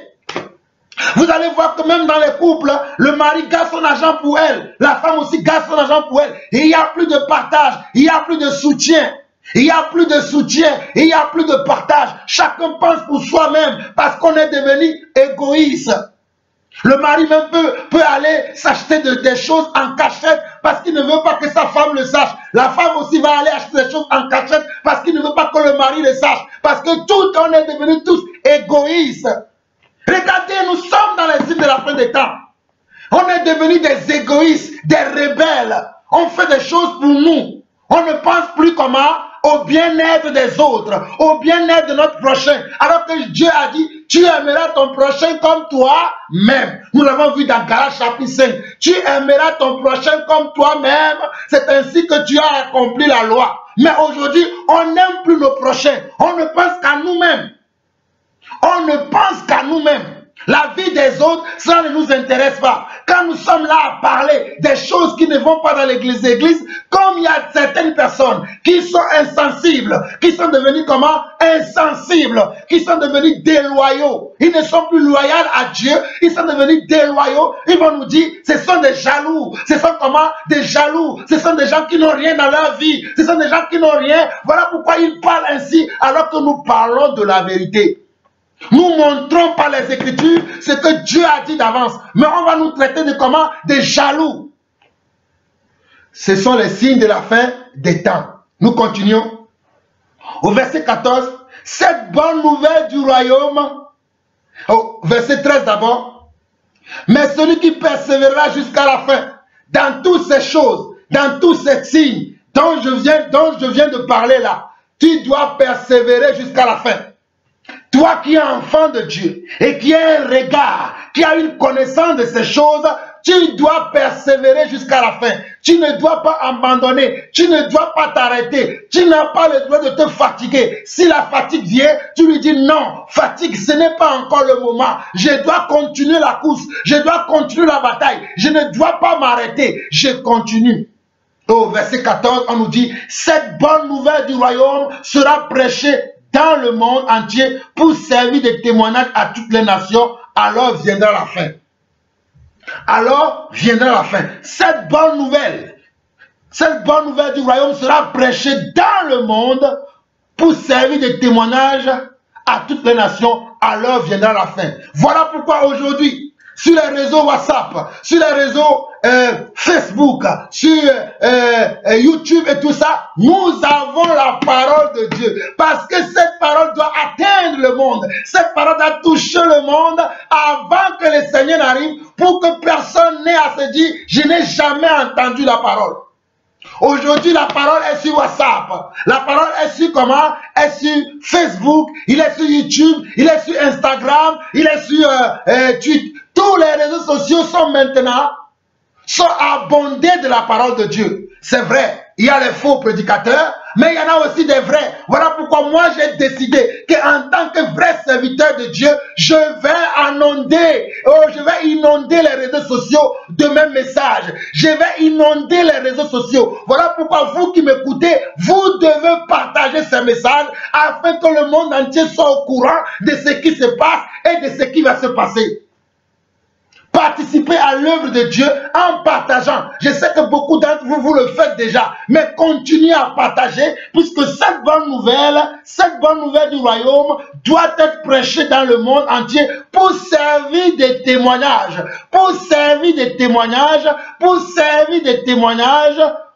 alors viendra la fin.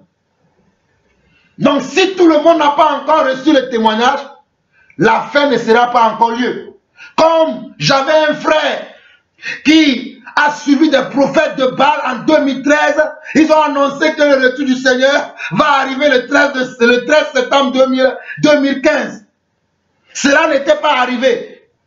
Avant que cela n'arrive, j'ai pris le frère de côté, j'ai dit, frère, viens, regarde ce que la parole dit. C'est ce que la parole dit. La parole a dit que les signes que nous voyons là, ce sont les signes du retour du Seigneur et de l'avènement du Seigneur, mais ce n'est que le commencement. La date, le Seigneur ne l'a pas donnée. L'heure, le Seigneur ne l'a pas donnée. Donc, ne suis pas ce soi-disant serviteur de Dieu qui a donné une date et qui a donné une heure. Ne le suis pas.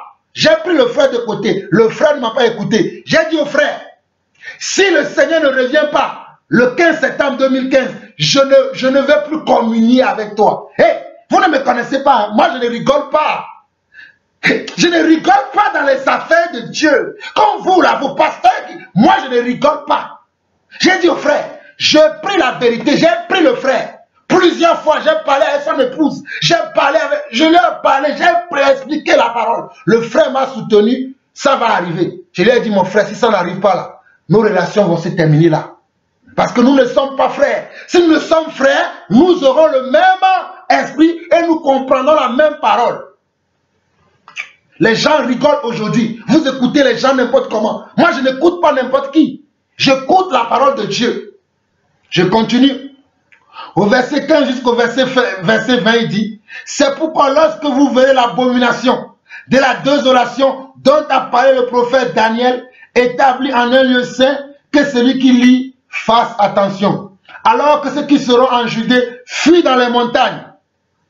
Que celui qui sera sur le toit ne descende pas pour prendre ce qui est dans sa maison. Et que celui qui sera dans les champs ne retourne pas en arrière pour prendre son manteau. Malheur aux femmes qui seront enceintes et à celles qui allaiteront ces jours-là. Priez pour que votre fuite n'arrive pas en hiver ni un jour de sabbat. Regardez ce que le Seigneur dit. Le retour du Seigneur va être un jour fracassant, va être un jour de détresse, va être un jour de malheur, va être un jour de jugement. Ce n'est pas une messe à faire. Quand les gens sont là, ils rigolent avec ces choses. C'est une affaire sérieuse. C'est une affaire sérieuse. Donc tu ne dois pas rigoler avec ça. Le retour du Seigneur, l'avènement du Seigneur, les signes annonciateurs, ce sont des choses sérieuses qui vont se passer. Mais vous rigolez avec ça. Vous prenez ça à la légère. Vous pensez que ce sont... Hey! On ne se moque pas de Dieu.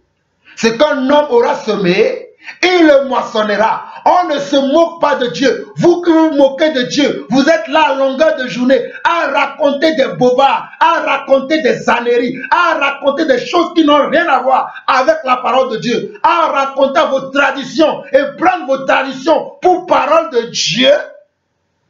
Méfiez-vous. Méfiez-vous. Je continue. Verset 21.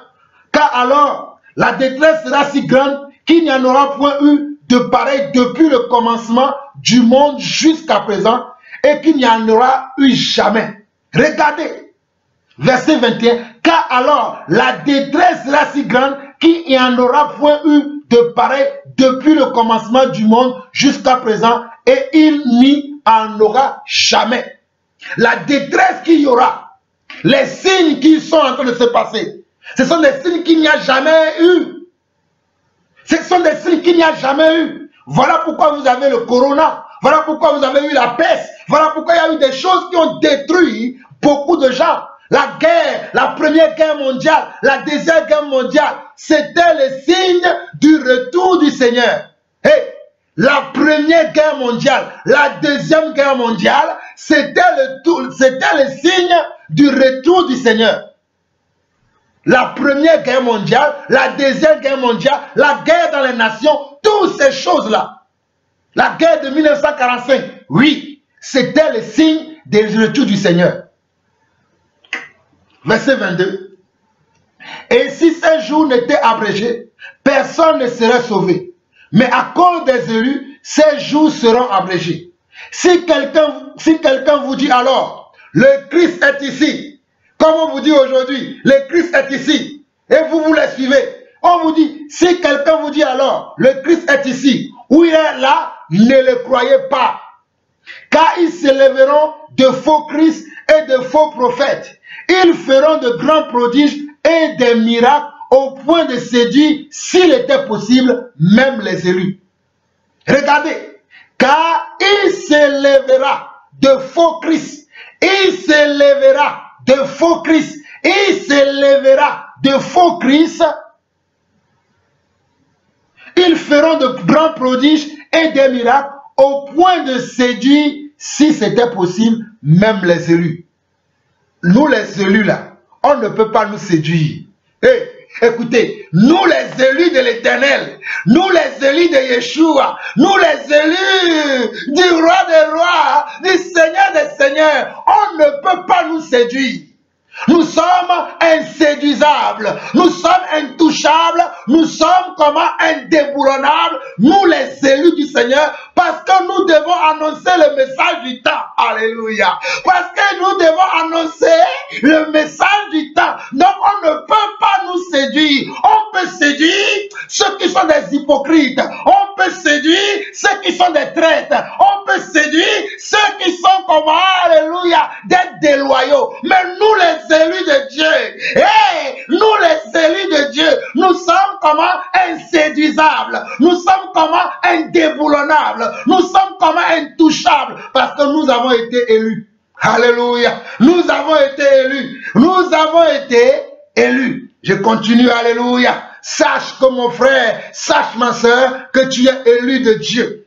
Alléluia. Si tu demeures dans la vérité, si tu comprends ces choses et que tu te gardes, tu es élu de Dieu. Verset 25. Voici, je voulais annoncer d'avance. Regardez, voici, je voulais annoncer d'avance.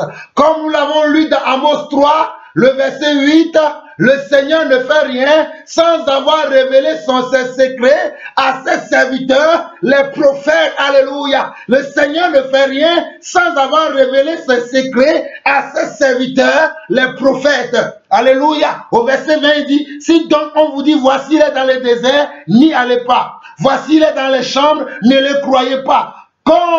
Car comme l'éclair part de l'Orient et se monte jusqu'à l'Occident, ainsi sera l'avènement du Fils de l'homme. Ainsi sera l'avènement du Fils de l'homme. En quelque lieu que ce soit le cadavre, là s'assembleront les vautours. En quelque lieu que ce soit les cadavres, là s'assembleront les vautours. Regardez, verset 29. Aussitôt après ces jours, de détresse, le soleil s'obscurcira, la lune ne donnera plus sa lumière, les étoiles tomberont du ciel et les puissants des cieux seront ébranlés. Regardez les puissances des cieux seront comment? Ébranlées, fracada. Oh, alléluia. Verset 30, alors les signes du Fils de l'homme paraîtront dans le ciel, toutes les tribus de la terre se lamenteront et elles verront le Fils de l'homme venant sur les nuées du ciel avec puissance et une grande gloire. Avec puissance et une grande gloire. Il enverra ses anges avec la trompette retentissante et ils rassembleront ses élus des quatre vents d'une extrémité des cieux et de l'autre. Il rassemblera qui? Nous, ses élus. Il va nous rassembler. Ce jour-là, alléluia, ce jour-là, nous serons rassemblés à la rencontre de notre Seigneur dans les airs. Alléluia. Voilà pourquoi l'apôtre Paul dira dans 1 Thessaloniciens chapitre 4 et dans 1 Corinthiens 15 que nous ne mourrons pas tous, mais dans un signal donné, à la voix d'un archange, ou bien au son de la trompette. Alléluia. Les morts en Christ ressusciteront en premier et nous les vivants qui serons restés à cet avènement-là. Nous ne connaissons pas l'année, nous ne connaissons pas le jour, nous ne connaissons pas l'heure, mais nous avons les signes. Alléluia. Nous avons les signes. Verset 32. Instruisez-vous par une comparaison tirée du figuier. Dès que ses branches deviennent tendres et que les feuilles poussent, vous savez que l'été est proche. De même, quand vous verrez toutes ces choses, sachez que le Fils de l'homme est proche à la porte. Je vous le dis en vérité, cette génération ne passera point que tout cela n'arrive. Je vous le dis en vérité, cette génération ne passera point que tout cela n'arrive. Quand Jésus disait ça, c'était quand? Mais il y a eu 2000 ans qui sont déjà passés. Donc la génération selon le Seigneur, ce n'est pas 25 ans. La génération selon le Seigneur, ce n'est pas 25 ans. Parce que selon le monde, une génération égale 25 ans. Mais la génération selon le Seigneur, ce n'est pas 25 ans. Je continue. Le ciel et la terre passeront, mais mes paroles ne passeront point. Le ciel et la terre passeront, mais mes paroles ne passeront point. Les paroles de Dieu sont éternelles. Voilà pourquoi celui qui garde la parole de Dieu sera éternel. Mais celui qui ne garde pas la parole de Dieu sera détruit. Celui qui garde la parole de Dieu sera éternel. Mais celui qui ne garde pas la parole de Dieu sera détruit. Celui qui garde la vérité sera éternel. Mais celui qui ne garde pas la vérité sera détruit. Gardes-tu la vérité, mon frère? Es-tu dans la vérité, ma soeur? Toi qui prétends être serviteur de Dieu, est-ce que tu es vraiment dans la vérité? Toi qui dis que tu es servant de Dieu, es-tu vraiment dans la vérité? Es-tu vraiment dans la vérité? Es-tu vraiment dans la vérité? Ne laisse pas l'ennemi te surprendre. Ne laisse pas l'ennemi te tromper. Ne laisse pas l'ennemi te tromper. Ne laisse pas l'ennemi te tromper, que cette histoire te réveille. Je continue. Verset 36. Pour ce qui est du jour et de l'heure, personne ne le sait. Regardez. Pour ce qui est du jour et de l'heure, personne ne le sait. Je vous ai donné un témoignage d'un frère que j'avais qui avait dit que le Seigneur reviendra le 15 septembre 2015. Après, ils ont changé, même ils ont dit le 30. Mais à ces deux dates, il n'y a rien eu. S'il y avait eu le retour du Seigneur, vous saurez comme vous et moi. Mais il n'y avait rien eu. Mais je l'ai prévenu et j'ai pris ce passage. Le lui a dit, regarde mon frère, il est écrit pour ce qui est du jour et de l'heure, personne ne le sait. Il m'a dit oui, mais le Seigneur ne fait rien sans avoir comment cacher, sans avoir révélé à ses serviteurs. Il dit, ouais, mais ce qui nous a révélé, c'est les signes. Ce qui nous a révélé, c'est les signes. Mais le jour, la date et l'heure, il ne l'a pas révélé. Il ne l'a pas révélé. Comme nous avons vu dans Ecclésiaste 7, le verset comment? Le verset 14. Nous l'avons vu aujourd'hui. Ecclésiaste 7, le verset 14. Et la Bible dit également que les choses cachées sont pour Dieu et les choses révélées sont pour... Les gens ne veulent pas comprendre les Écritures. Verset 36, pour ce qui est du jour et de l'heure, personne ne le sait, ni les anges des cieux, ni le Fils, mais le Père seul. Verset 37, il dit, ce qui arrivera du temps de Noé, arrivera de même à l'avènement du Fils de l'homme. Ce qui arrivera du temps de Noé, arrivera de même à l'avènement du Fils de l'homme. Car dans les jours qui précédaient les déluges, les hommes mangeaient et buvaient, se mariaient et mariaient leurs enfants jusqu'au jour où Noé entra dans l'arche. Jusqu'au jour où Noé est entré dans l'arche, les hommes se mariaient, ils mangeaient, ils buvaient, ils étaient dans leur train quotidien comme vous et moi. Mais lorsque Dieu a commencé à amener vers Noé les animaux, les hommes n'ont pas été déjà. Lorsque Noé a commencé à fabriquer un arche, l'arche que Noé a commencé à fabriquer, ils n'ont pas été interpellés. Et Dieu a commencé maintenant à faire venir vers Noé tous les animaux qui existaient sur la surface de la terre. Je dis bien tous les animaux. Par couple, les animaux venaient à Noé. Les gens ne se sont pas posé de questions. Pourquoi ces hommes-là? Il nous a parlé de quelque chose, mais regardez, il y a les animaux qui vont vers lui. Mais pourquoi ils ne sont pas été interpellés? La Bible dit que, regardez, verset 38 et verset 37 au verset 39, ce qui arrivera du temps de Noé arrivera de même à l'avènement du Fils de l'homme, quand dans les jours qui précédaient le déluge, regardez, car dans les jours qui précédaient les déluges, c'est-à-dire avant que le déluge n'arrive, la Bible dit, car dans les jours qui précédaient le déluge, ça veut dire les jours qui ont précédé le déluge, qui sont venus avant le déluge. On nous dit les hommes mangeaient et buvaient, se mariaient et mariaient leurs enfants jusqu'au jour où Noé entra dans l'arche. Noé a commencé à fabriquer cette arche. Ils ont vu l'envergure, ils ont vu la grandeur de l'arche. Cela ne les a pas interpellés.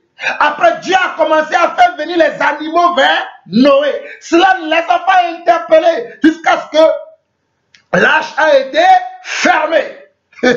L'arche a été fermée et le déluge a commencé. Et là, ils ont dit, hey, nous aurions dû écouter Noé, mais c'était trop tard. It's too late. C'était trop tard. It's too late. C'était trop tard. It's too late. C'était trop tard. It's too late. Je continue. Au verset 40. Alors, de deux hommes qui seront dans un champ, l'un sera pris et l'autre laissé. De deux femmes qui moudront à la meule, l'une sera prise et l'autre laissée. Regardez verset 42 au verset 51, là où je vais m'arrêter aujourd'hui. Veillez donc, puisque vous ne savez pas quel jour votre Seigneur viendra. Veillez donc, puisque vous ne savez pas quel jour votre Seigneur viendra.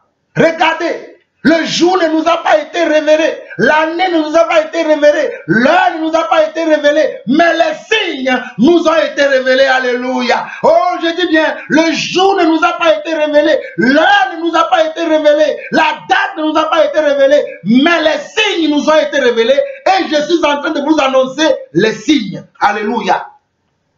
Sachez-le bien, si le maître de la maison savait à quelle veille de la nuit le voleur doit venir, il veillerait et ne laisserait pas percer sa maison. C'est pourquoi vous aussi, tenez-vous prêts, car le Fils de l'homme viendra à l'heure où vous n'y penserez pas. Le Fils de l'homme viendra à l'heure où vous n'y penserez pas.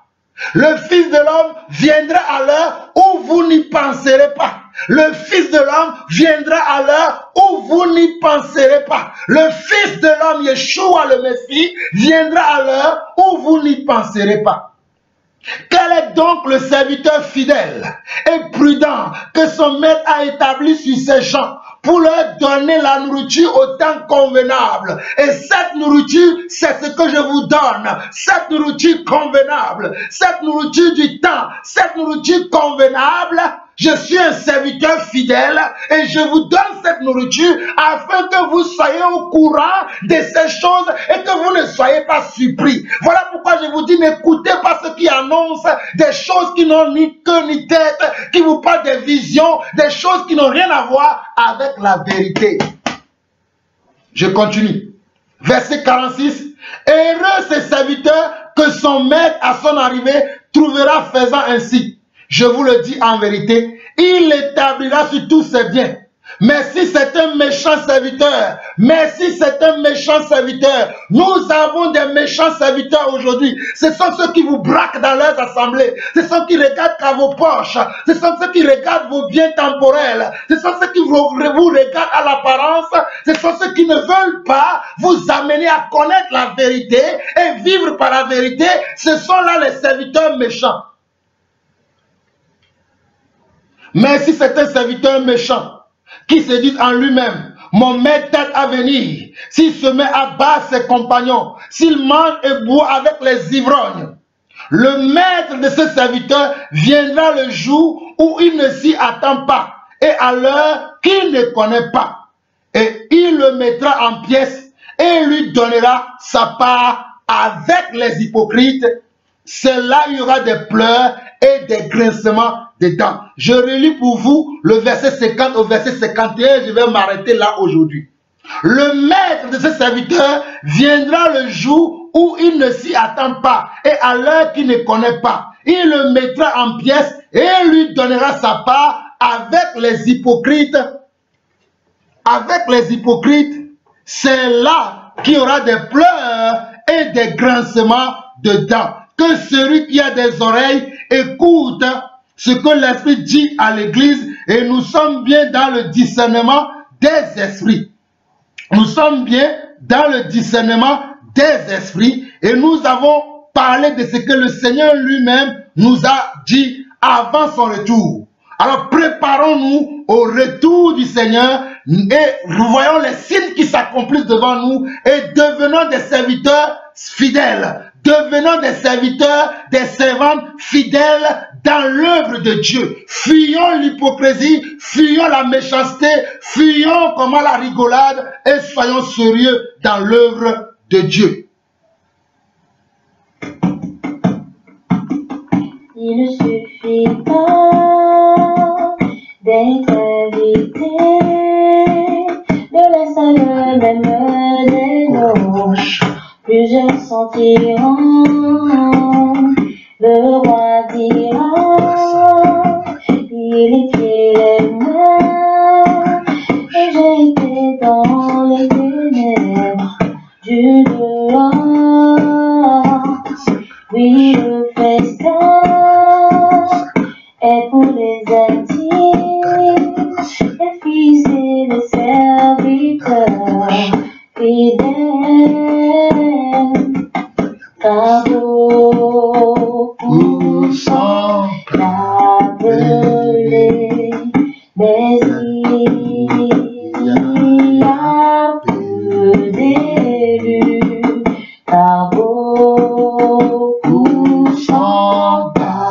appelés, mais il y a peu d'élus. Oh. Oh, Rabakasa. Puis le jour vient, Alléluia.